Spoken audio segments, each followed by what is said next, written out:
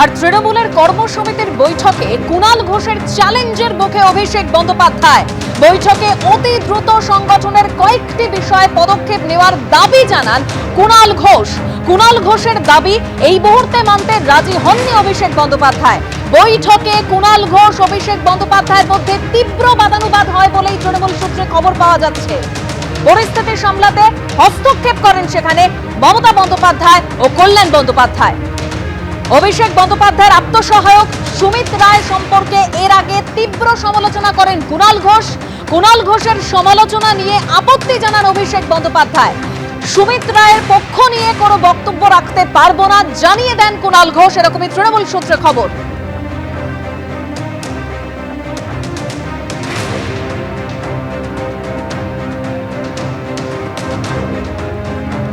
সরাসরি কথা বলবো, আমাদের সঙ্গে এই মুহূর্তে রয়েছে আমাদের সহকর্মী রাজস্বী দত্তগুপ্ত। রাজস্বী, কর্মসমিতির বৈঠকে তীব্র বাদানুবাদ হয়েছে বলে জানা যাচ্ছে, কি খবর রয়েছে? দেখো, একদমই এটা নজিরবিহীন ঘটনা এবং এই প্রথম স্পষ্টভাবে অভিষেক বন্দ্যোপাধ্যায় দলের কর্মসমিতির বৈঠকে একেবারে চ্যালেঞ্জের মুখে পড়লেন এবং এই চ্যালেঞ্জের মুখে তাকে ফেললেন কুণাল ঘোষ। আজকে কর্মসমিতির বৈঠক হয়। একটু আগেই তুমি দেখলে যে সাংগঠনিক পদে বেশ কয়েকটি রদবদল হয়েছে। বিদ্রোহী সাংসদ হয়ে সায়নী ঘোষ এবং আজকে সুদীপ বন্দ্যোপাধ্যায় ভূপেন্দ্র যাদবের বাড়িতে বৈঠক করেছেন, তিনিও চলে যাবেন বিদ্রোহী ব্লকে।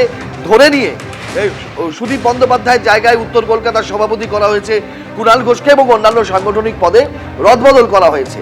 এই বৈঠক যখন শেষ হয়েছে তখন সাংগঠনিক রদবদল সংক্রান্ত কোনো একটি বিষয়ে অবিলম্বে কুণাল ঘোষ পদক্ষেপ দাবি করেন দলের কাছে এবং এটাই ছিল আজকের উপজীব্য বিষয়।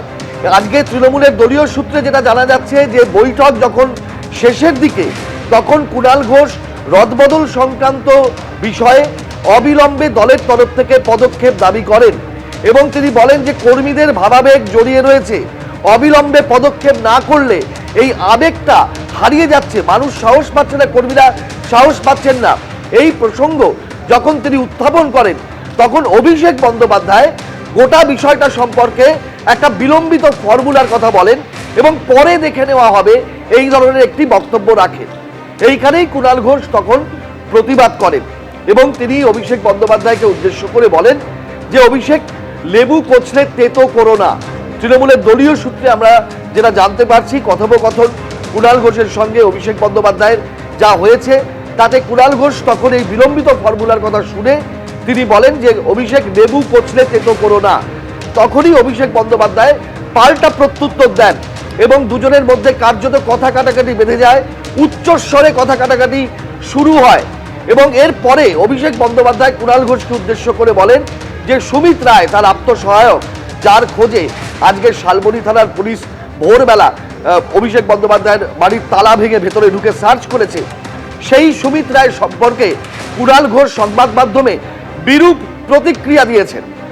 এইটা কুণাল ঘোষকে সরাসরি অভিষেক বন্দ্যোপাধ্যায় অভিযোগ করে বলেন কুণাল ঘোষকে উদ্দেশ্য করে।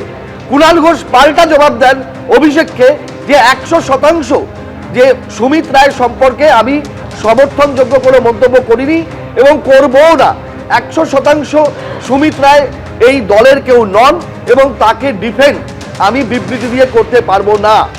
এইটা পরিষ্কার ভাষায় তিনি জানিয়ে দেন অভিষেক বন্দ্যোপাধ্যায়কে এবং তারপরে এই কথা কাটাকাটি বা বাদানুবাদ আরো তীব্র হতে শুরু করে এবং অভিষেক বন্দ্যোপাধ্যায় কুণাল ঘোষকে পাল্টা অভিযোগ করে বলেন যে শুধু সুমিত নয়, অভিষেক বন্দ্যোপাধ্যায় সম্পর্কেও কুণাল ঘোষ বিরূপ মন্তব্য করেছেন। কিন্তু কুণাল ঘোষ এর তীব্র প্রতিবাদ করেন।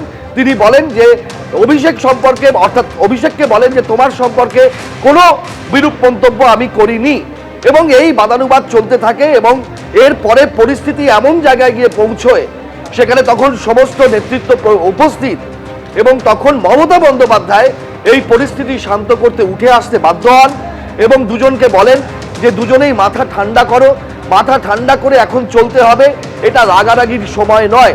এবং তখন যেটা জানা যাচ্ছে যে কুণাল ঘোষ মমতা বন্দ্যোপাধ্যায়কেও স্পষ্টভাবে জানিয়ে দেন যে সুমিত রায় সম্পর্কে কোনো সমর্থনযোগ্য মন্তব্য কুণাল ঘোষ করতে পারবেন না সংবাদ মাধ্যমে, অর্থাৎ তাকে ডিফেন্ড করতে পারবেন না, এটা পরিষ্কার জানিয়ে দেন।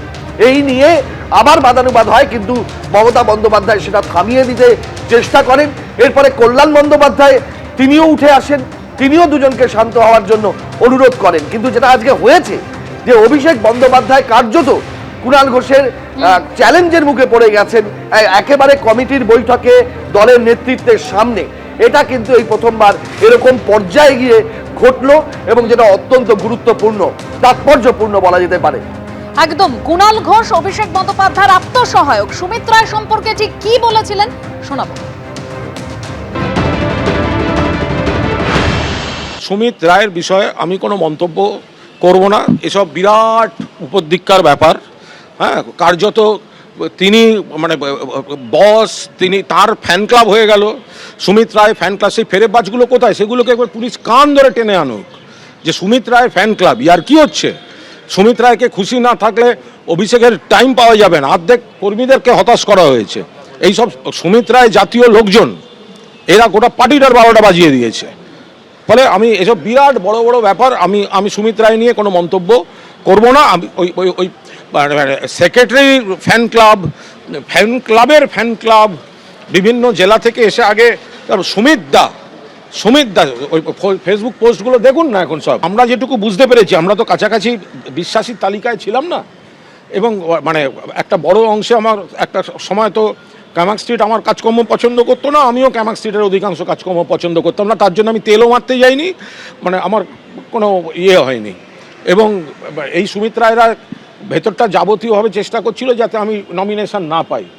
তো 70-এর মুখে ছাই দিয়ে মমতা বন্দ্যোপাধ্যায় আমার নমিনেশন দিয়েছেন এবং আমি ভগবানের আশীর্বাদে তৃণমূলের প্রার্থী হিসেবে জিতে এসেছি।